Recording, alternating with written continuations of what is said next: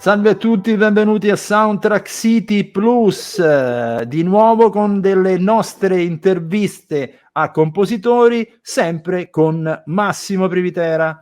E sempre con il mio socio di merende, Marco Testoni. Stasera abbiamo un'intervista spettacolare, direi, particolare. A un compositore di lungo corso, direi. Stiamo parlando di Riccardo Eberspacher, che a dispetto di questo nome teutonico, in realtà stiamo parlando di un romano autentico di svariate generazioni. Allora, la particolarità di Riccardo Eberspacher, che mi ha molto incuriosito, è che lui ha iniziato la sua carriera niente po' di meno che lavorando a un documentario su la vita di Federico Fellini. Quindi anche se non ha collaborato strettamente con lui, l'ha conosciuto, ci parlerà di qual è stato il suo rapporto con questo grande nome Fellini proprio sul finire della sua carriera, peraltro. Quindi dopo questo inizio scoppiettante ha fatto numerosissimi film, ha collaborato con numerosissimi registi, e verrebbe da dire Ferzan Özpetek per primo, ma non solo lui, perché ad esempio io ho avuto modo di lavorare con lui su alcuni cinepanettoni, ne ricordo alcuni, ad esempio A Natale mi sposo con Fabio Bodi, un altro Matrimonio alle Bahamas, insomma ha fatto un po' di tutto. Ha lavorato negli States per molto tempo, ci parlerà anche di questa sua esperienza americana, e poi è stata una serie in Italia molto importante che a molte persone è piaciuto e altre no, però sicuramente ha lasciato un segno nella nostra fiction. Sto parlando della dottoressa Jo. Lui faceva parte del cast musicale, anzi era il compositore sia dell'edizione del 97 e poi addirittura quella di molti anni dopo, dove ci siamo peraltro ritrovati, del 2019, proprio appunto 20 anni dopo. Tra l'altro con le musiche coscritte con Pive Aldo Descalzi. E qui c'è tutta una storia molto bella da raccontare che lui ci spiegherà, insomma, perché è una storia veramente molto bella anche questa. Peraltro, caro Massimo, io direi di parlare anche di un'attività all'atere che ha avuto Riccardo Eberspacher, ma insomma notevole, perché lui è una delle grandi firme dei compositori della scuderia del Buddha Bar. Il Buddha Bar ha lasciato il segno, perché proprio lui ha dato un'impronta autoriale a questo genere musicale che è un mix fra lounge, pop, jazz, atmosfere molto soft, e che poi venivano strausate non solo nei locali, ma comunque poi ha dato proprio un genere che è usato e strausato in vari eventi, in varie manifestazioni. Peraltro un suo album, in particolare Shining Souls, era dell'aprile 2015, è stato veramente fondamentale proprio nell'ambito di questa estetica, diciamo così, musicale. Allora, se sei d'accordo Massimo, io andrei a ascoltare direttamente la voce e l'intervista di Riccardo Eberspacher. Buon ascolto.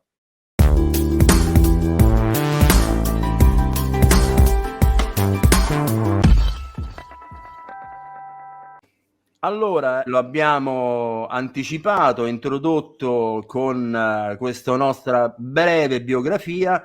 Riccardo Eberspacher, ciao Riccardo. Salve. Ciao Riccardo. Allora, dunque, io con Riccardo peraltro ho avuto anche il piacere di lavorarci. Sai, quando ci lavori poi alla fine le persone le conosci anche dal punto di vista, dall'aspetto umano. Ecco, Riccardo è anche una bella persona da quel punto di vista lì, quindi che non guasta, ed è un piacere lavorarci insieme. Però la prima domanda che facciamo a tutti quanti è sempre la stessa, a tutti quanti i compositori, ovvero al di là di come tu hai iniziato il percorso di musicista, che dopo magari ce ne parlerai, ma come ti sei avvicinato alla musica per immagine? Qual è stata l'occasione? L'occasione è stata Fellini. Uno qualsiasi. Nel senso che ho fatto il backstage della Voce della Luna. È stato il primo lavoro importante. Prima ho fatto tanti documentari, sì. E si è presentata l'occasione, aveva sentito qualcosa, mi ha voluto conoscere e così ho fatto il making of della Voce della Luna. Ah, dai. Com'è stato quell'incontro? E avevo comprato una giacca nuova per l'occasione, perché ero vestito male, perciò mi hanno detto che vuole vedere Fellini, sono corso al primo negozio, ho comprato una giacca almeno così, e praticamente un piccione me l'ha fatta sulla spalla. Proprio felliniana. Sì, felliniana. Ho fatto finta di niente, lui pure. E dopo un'ora ho buttato la giacca. Ma di che colore era la giacca? Era un tweed, mi ricordo, però era completamente, quando sono a pulirla, era completamente sbiancata. La famosa cacca porta fortuna, quindi in un certo qual senso. Comunque, voglio dire, credo ci siano tanti compositori che sarebbero disposti a farsi defecare da piccioni per poi lavorare con Fellini. Sì, è stato un piacere. Comunque, la cosa che ti colpiva di Fellini è che quando lo incontravi parlava solo lui. Vedi? Proprio. Ma ero molto giovane, io ero senza parole di fronte a lui. Ecco. Di che anni si parla? Di che Era anni si parla? 89. Infatti, fine anni 80, sì, mi ricordo. Ma quindi poi il dietro le quinte era quello che poi veniva distribuito sui canali Rai, se non mi ricordo male, Sì. come proprio backstage. Sì, infatti quando la cosa bella è stata che quando Benigni ha vinto l'Oscar hanno fatto vedere delle scene di La Voce della Luna, però c'era la musica mia invece che del film. Ah, vedi? Vedi? È una persona di poche parole e poi francamente è l'ultimo film che ha fatto. E poi aveva un degno musicista che era Piovani, quindi non ho... Senti, e dopo Fellini cosa è successo? Quali sono gli altri, quelli che ti ricordi? Ho fatto film commerciali come Bronzatissimi 1, 2, Piedi Piatti, insomma ho fatto tante cose commerciali, altre un po' meno, ma molto meno conosciute. In quel periodo contemporaneamente facevo l'arrangiatore, ho collaborato a varie cose che sono andate a Sanremo. Ho fatto l'arrangiatore per la Fonit, per la RCA, per la Polygram, insomma, per tanta gente. E poi ho lasciato perdere nel 95, ho chiuso i ponti con la discografia e mi sono dedicato solo ai film. Hai fatto appena in tempo andartene proprio dalla fine della discografia poi. Ti dava una brutta aria. Diciamo dopo qualche anno un mio caro amico e uno dei pochi discografici seri che non si offendano agli altri, Alvaro Ugolini della X Energy, mi ha coinvolto nel Buddha Bar, nel Caffè del Mare, tutto il movimento chill out. Perciò nel 2001 è uscito il mio primo disco di quel genere che ha avuto un ottimo risultato, tant'è vero che è stato inserito in tantissime compilation pezzi da quel disco. Che Riccardo è nell'ambito della chill out, soprattutto per la sua collaborazione con Buddha Bar, stiamo parlando di un nome di quelli più gettonati di quel movimento lì, per cui parlaci un po' di questa esperienza del Buddha Bar, perché allora al Buddha Bar era deflagrante come novità. Sì, ho lavorato a stretto contatto con Claude Schall, che è quello che ha creato praticamente Buddha Bar e tutto il movimento insieme con Pompagnac. José Padilla pure aveva un grande peso in questo, con cui avevo ottimi rapporti. Infatti quando è venuto a mancare mi è dispiaciuto molto, devo essere sincero. Poi pure con Ravin abbiamo lavorato tanto insieme e praticamente nel mondo ci stanno più di 300 compilation che hanno pezzi dai miei dischi. E stiamo parlando di chill out, di lounge, cioè di tutto quel mondo lì che poi è cambiato, è stato poi peraltro utilizzatissimo anche nel cinema, il chill out. Io l'ho abbandonato abbastanza quando è diventato un genere di trend invece che di qualità, con una monotonia nelle sonorità, nelle soluzioni ritmiche. Quello che diciamo mi ha dato un buon risultato, che io comunque facevo musica Era un po' al di fuori dei canoni, sempre su quella corrente, tant'è vero che ho fatto 2 Buddha Attitude, che a differenza del Buddha Bar, i Buddha Attitude sono di un solo autore. Perciò Tsuyo e Svobodan sono 2 CD completi che ho fatto per la George Senk, ed era ancora musica. Poi francamente le richieste di fare musica trend a me non interessano, perché si svilisce la qualità del compositore. Si può rapportare tale e quale nell'ambito della musica applicata alle immagini, idem. Proprio... Non proprio, perché secondo me la musica applicata alle immagini non è un fatto di trend, è la capacità di saper commentare le immagini.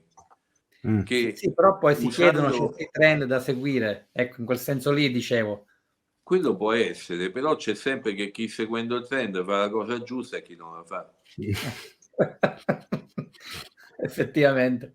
Tu prima parlavi, no, che hai fatto film commerciali, siccome io pure di cinepanettoni ne ho fatti tanti, uno anche con lui peraltro, non mi ricordo se a Natale mi sposo, penso. Sì, a Natale mi sposo. Forse Matrimonio alle Bahamas, se non vado errato, qualche cosa deve aver fatto anche lì. Quelli con Massimo Boldi. Sì, sempre con Boldi e via dicendo. Ecco, io quando mi si parla, adesso i cinepanettoni praticamente non si fanno più, quindi, però io quando mi si parla di cinepanettoni, io lo dico da music supervisor, io mi divertivo tantissimo, mi divertivo perché c'era da scegliere la canzone, a indovinare la canzone tormentone che poi sarebbe stata messa a dicembre, eccetera, eccetera. Però insomma, in sostanza di quel periodo lì non ho ricordi negativi in qualche modo. Tu Riccardo, no. che ricordi hai di quel mondo lì, quello dei cinepanettoni? Che era tutto calmo fino a 10 giorni prima del mix. Era tutto a posto e poi cambiavano idea. È verissimo. Tant'è vero che mi arrivarono, mi ricordo, su Matrimonio alle Bahamas, mi arrivarono con il giorno prima del mix con 15 cambi di montaggio. Sì. Il che ha voluto dire che io ho cominciato a lavorare alle 7 di mattina, ho finito alle 7 di mattina, nel senso del giorno dopo, e sono andato al mix. E poi non mi ricordo. Dopo la totale assenza ai confini della realtà. Sì.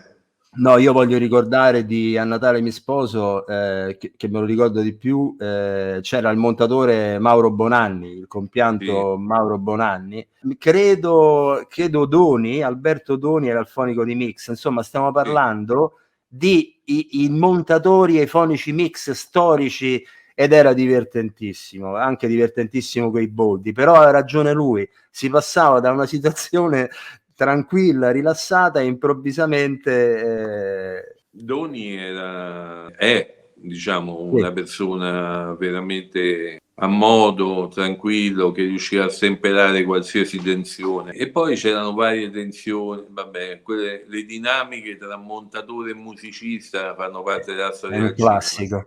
Della serie, che il montatore, non è il caso di Bonanni, ma mi è capitato tante volte nel coso, che cerca di scaricare, diciamo, le sue insicurezze sulle spalle del musicista, e sono stato gentile. Bravo, una classe impeccabile. Senti Riccardo, a proposito di montatori, siccome insomma io e anche te insomma non siamo più giovincelli, quindi abbiamo attraversato varie fasi della cinematografia, no? Ecco, secondo te come è cambiato adesso il lavoro, il modo di lavorare rispetto a 10-20 anni fa? Allora, il montatore resta una figura di grande importanza, nel senso che il linguaggio di fondo è sempre quello, e sono cambiati i mezzi, è cambiato la possibilità di intervento e soprattutto di post che si può fare in tempo reale, mentre prima, per fare una post-produzione, c'era tutto un meccanismo molto complicato. La persona con cui ho lavorato, che ha più destrezza, diciamo, in questo e gusto nell'uso della poste e dei vari tagli e delle possibilità grafiche dal nuovo montaggio, è Patrizio Marone. Grande Devo Patrizio. Comunque ho lavorato pure con Emiliano Bellardini, che è veramente bravo, persona poi molto rilassata, come Patrizio Marone pure, insomma, è una persona che sta dalla parte del film, Sì, si interessa del proprio lavoro e cerca di agevolare il lavoro degli altri, come tutte le persone serie. Poi nel caso di Patrizio, secondo me è anche molto sensibile a livello musicale, insomma, non è un nemico della musica, ecco, diciamo così. No, lui ha la mia massima stima, ci conosciamo da quando ha cominciato. E a proposito del tuo rapporto con le immagini, con la musica applicata, qual è tra i tuoi lavori, ma spaziando proprio tra sia i generi filmici che quelli poi documentaristici, la serialità televisiva stessa, le fiction, qual è il lavoro che un po' credi ti rappresenti di più, di dare veramente, di essere al servizio delle immagini? Il prossimo. Perfetto, la domandona classica con... Qual è il prossimo? Quello non lo so, ci sono 2 o 3 opzioni che vanno al di là della mia capacità di decisione. Senti, non invece, in Italia però. Non in Italia, vabbè, allora ancora meglio sotto certi aspetti. Senti Riccardo, io ti devo chiedere, perché un altro dei lavori con cui, delle serie televisive in questo caso, che ho avuto il piacere di lavorare con te, La dottoressa Jo. Tu sei stato presente in tutte e 3 le produzioni, cioè la prima, la seconda, e dico soprattutto perché è strana la cosa, adesso ce la racconti te, la terza, che avveniva 20 anni dopo, nel 2019 addirittura. Ci racconti la storia? Mi è stato detto che veniva fatta la terza serie, e quindi mi sono messo in contatto con il vecchio produttore e mi hanno detto che praticamente probabilmente la faceva Pivio Aldo Descalzi. Allora ho chiamato Pivio Aldo, dato che io venivo da 5 interventi chirurgici, diciamo, ho avuto dei problemi di salute molto gravi, che adesso guardando in faccia si capisce che sono passati. Meno male. A Pivio ho detto: guarda, io ci tengo a farla anche con voi, l'importante è che io riprendo un attimo, e loro con una generosità unica e singolare mi hanno tirato dentro al progetto, e quindi abbiamo fatto insieme La dottoressa Jo, e devo dire che è una cosa che unica, che non dimenticherò mai e che spero di poter contraccambiare. Ma questo non fa che confermare, noi vogliamo molto bene a Pivio e Aldo, tutte e 2 sono spesso ospiti qui da noi, non fa che confermare che dietro la loro scorza da burberi genovesi, poi in realtà c'è un cuore, un'umanità decisamente importante. Fuori dal pianeta compositivo. Esattamente. Ci parli di The Black Labyrinth, Under the Black Labyrinth, perché mi sembra una produzione che io non ho visto, però sulla carta mi sembra sia stato un bellissimo lavoro. È una produzione, diciamo, che è andata soprattutto all'estero, con Danny Glover e Alec Baldwin come protagonisti. Ha avuto una gestazione piuttosto laboriosa, con dei problemi di montaggio, tant'è vero che poi il montatore alla fine, diciamo, il montaggio è stato rivisto quando si è andati a mix a Toronto. Diciamo che è un buon film e quindi la musica veniva sola. Non è che quando un film è buono non è difficile fare la musica, e quando non è granché, che ti devi inventare qualcosa per spingere il film e dargli un senso che dalle immagini delle volte non traspare poco. anzi quasi per niente certe volte. Però è là che sta il peso della musica nel dare un senso o un divertimento, una poesia, una tensione che manca dalle immagini oppure è carente. Mano a mano che passano gli anni uno impara a leggere proprio il film prima di mettere la musica e capire qual è il tipo di intervento che si può fare. Ad esempio ho trovato dei film di grande qualità, drammatici, di cui ho detto che non voglio parlare, ma il mio intento, essendo estremamente intenso, di alleggerirlo, nel senso di dare una leggerezza non presente nelle immagini, pur mantenendo una poesia, oppure in altri film di Natale, che rendere comica una situazione che francamente era grottesca più che comica. Senti, questa era una produzione italiana o una produzione internazionale? Italo-americana. Sì, il regista italiano. Il regista italiano, sì, Francesco Cinquemani. E com'è stato lavorare con gli americani? Beh, io ho fatto altri 3 film in America. Con la tua esperienza, come si può dire, positiva, negativa? Quali caratteristiche ha lavorare con gli americani rispetto che con molto più gli italiani? rilassati degli italiani. Più Sembra budget. strano, Sì. ma molto più rilassati, che lasciano più spazio al musicista. Sembra strano detto così, ma in realtà è così, perché loro ti chiamano perché vogliono il tuo linguaggio, se no non ti chiamano. Non è che dicono va bene, tu sei specializzato in fare quartetti da camera e adesso a noi ci serve la grande orchestra mista ibrida. Non è così. Loro ti chiamano per quello che fai. Quindi non forzano la mano cercando di farti fare cose diverse da quelle che sai fare? Le esigenze sono sempre variabili e quindi hanno delle esigenze, ma comunque non è che sono diametralmente opposte a quello che fai.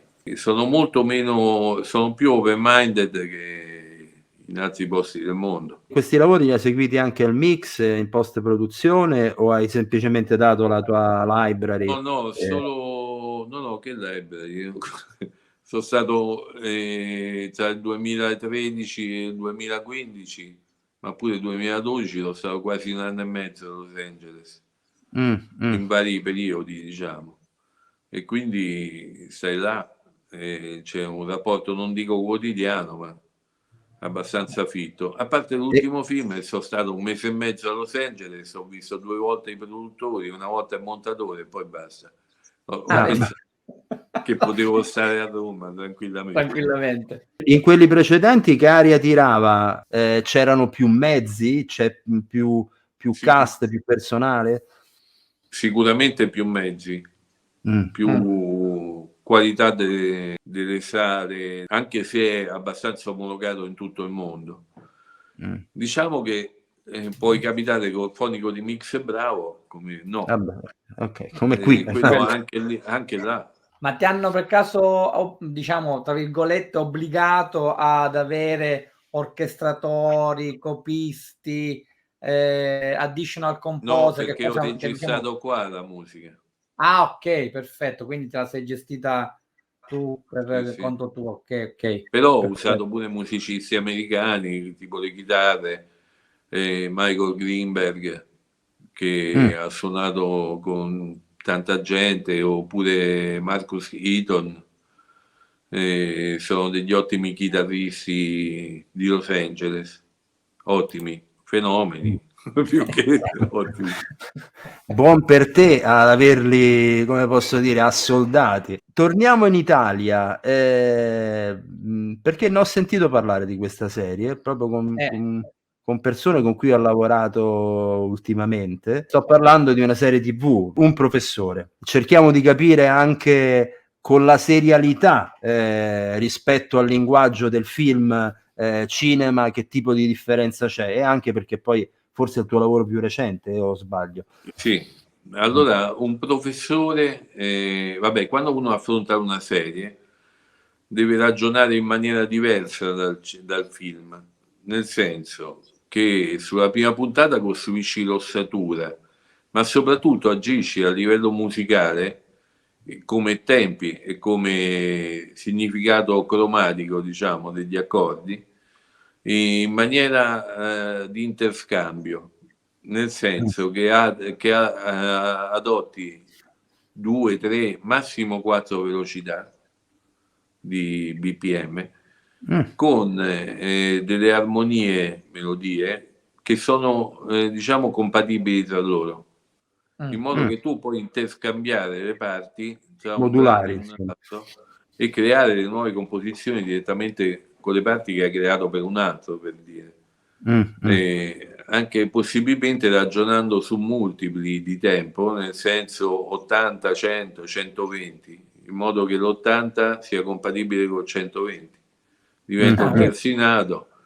E perché questo? Perché praticamente mi hanno chiamato il 6 settembre, mi ricordo, perché c'era stata un'incompatibilità tra i compositori scelti precedentemente, il regista, la produzione e anche la rete, e quindi mi sono trovato a fare in 8 settimane 6 puntate da 100 minuti ognuna. Sei stato il risolutore praticamente. Sì. Perché... Diciamo che ho salvato un po' la barca, ecco. Voglio dire che spesso Riccardo è il risolutore, non è questo tipo di figura la veste spesso. Così, se tu parli così di Riccardo mi viene in mente subito il famoso personaggio di Harvey Keitel di Tarantiniana Memoria, quindi lui è il Wolf della colonna sonora. No, nella colonna sonora conta la qualità musicale. A noi ci scelgono per quello che facciamo peggio, nel senso che il peggio che fai non può essere peggio di tanto. E quindi garantisce una qualità di base, poi accompagnata dal mestiere che ti dà modo di affrontare una mole di lavoro imponente, perché è un lavorone quello delle serie televisive, è un lavorone. 5 ore di musica. Sì. Ma come ti sei trovato con Alessandro Dalatri, che è il regista di Un Benissimo. Noi avevamo già fatto Commedia Sexy insieme, me lo ricordo. lavorato insieme a teatro. La nostra è una simbiosi, diciamo, felice, nel senso che lui è un regista che conosce molto bene il rapporto musicale all'immagine. Quello è una cosa che conosce molto bene il linguaggio, e quando tu ti trovi a che fare con come Ozpede, che d'altronde, e quando tu ti trovi a avere a che fare con una persona che conosce il rapporto, ti sa dare anche delle indicazioni chiare, come può capitare anche gente che non sa di che parla proprio e ti porta fuori strada. Allora sta a te, che sei, diciamo, una persona che magari dei film ne ha fatti e quindi lo indirizza, diciamo, verso un determinato linguaggio. Diciamo che mi è capitato poche volte, ma alcune volte ho rinunciato proprio per un'incompatibilità di linguaggio, perché va bene che bisogna lavorare, ma bisogna pure, noi facciamo musica, mica facciamo i mobili. Ne va della nostra qualità. Volevo ritornare a un discorso che prima faceva Riccardo, perché siccome ne abbiamo intervistati tanti dei compositori, ma è la prima volta che sento parlare, anzi non è la prima volta, in realtà ne ho sentito parlare anche a proposito di Morricone, di questo, cioè dell'importanza del BPM, soprattutto poi per quanto riguarda appunto la serialità, perché come lui diceva prima, appunto attraverso i multipli poi puoi creare un'armoniosità di ritmica che è molto utile, ed è la prima volta che ne sento parlare in maniera così netta e precisa. Può essere per il fatto della tua esperienza, diciamo così, discografica ai tempi migliori del Buddha Bar? Allora, la cosa che consiglio a chiunque cominci a fare colonne sonore, di fare l'arrangiatore per un po'. Perché l'arrangiatore cosa deve fare? Deve conoscere tutta la musica, rock, dance, merengue, tango, begin, valse, quello che ti pare, 6 ottavi, ossia deve conoscere tutti i moduli di arrangiamento. Questo cosa ti consente? Di avere in mano proprio il linguaggio ampio, perché se tu rimani solo concentrato sull'orchestra, sul coro, ti perdi una parte. Bisogna ascoltare.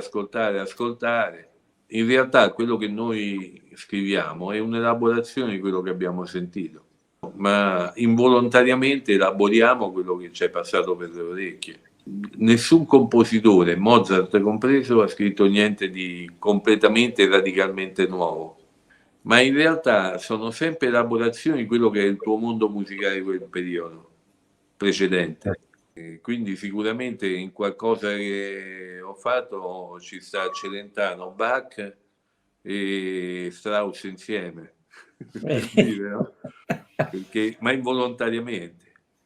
No, ma questo qua si diceva sempre che anche di Nino Rota, che quando uno ascoltava Nino Rota ritrovava Ravel, ritrovava la musica popolare, ritrovava anche tantissime altre citazioni, c'è stato uno per Bach, Mozart, però era Rota, perché comunque erano le influenze che poi portavano ad essere comunque quel sì, ma Nino Rota è stato il più grande melodista della storia, ossia le sue melodie proprio da fischiettare sono indimenticabili,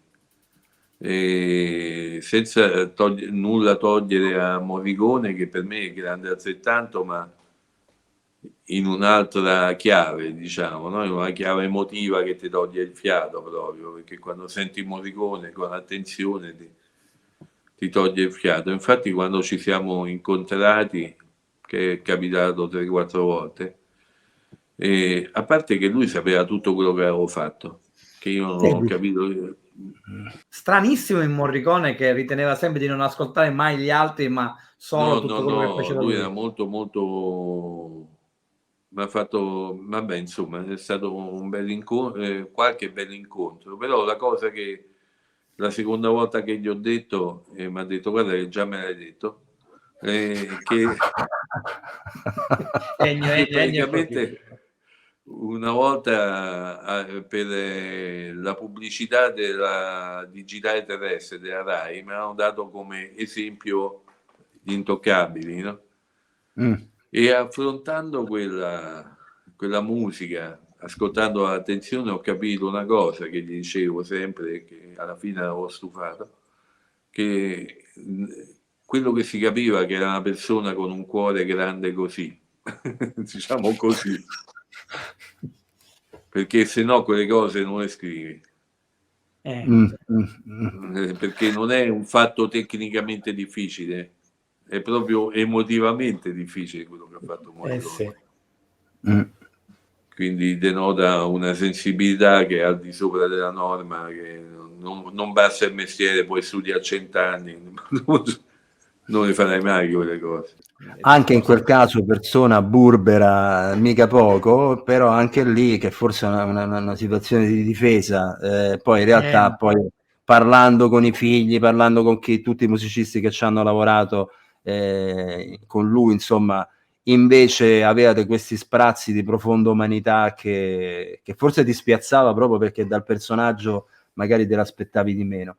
Io però ti volevo chiedere, come posso dire, a conclusione di questa nostra incontro, perché come vedi, Massimo, parlare con Riccardo poi è veramente piacevole, e uno poi piano piano va a parlare ecco, proprio del mestiere, ma anche dell'arte che c'è dietro tutto questo, questo lavoro. Peraltro a me mi viene in mente, mentre parlava prima dell'importanza dell'arrangiamento, pensavo ad esempio a Bernard Herrmann, che ha passato tutto l'inizio della sua carriera a fare arrangiamenti in radio, cioè lui tutti i giorni stava lì, quindi è una cosa, è un esercizio fondamentale.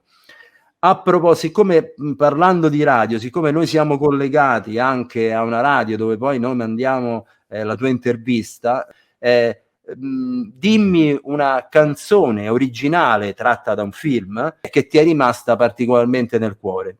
Prendi tutta la storia del cinema, se vuoi pure la storia delle serie televisive, e tiramene fuori una. Vi stupirò. Vai. Maniac di Michael Sembello. Ma io l'adoro e non l'ha detta nessuno fino ad oggi, in oltre 300 puntate. Peraltro fai felice la radio perché è un pezzo assolutamente radiofonico, quindi ciao Riccardo, grazie. Ciao. Alla prossima, ciao a tutti. Grazie. Ciao. Ciao.